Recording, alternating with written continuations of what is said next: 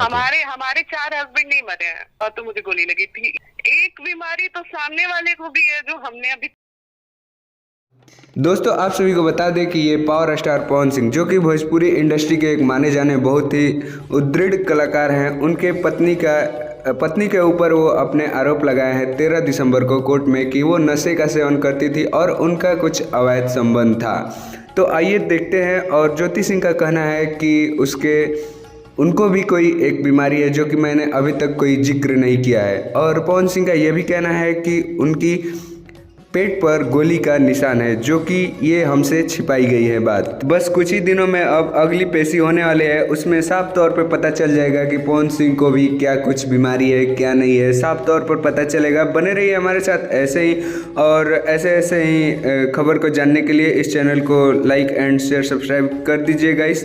तो बने रहिए हमारे साथ इस चैनल पे सबसे पहले भोजपुरी इंडस्ट्री से लेकर के जो भी खबरें चलेंगी वो दिखाई जाएगी और सच्चाई के तौर पर दिखाई जाएगी, पूरे प्रूफ के तौर पर, इसलिए लास्ट तक वॉच कीजिए।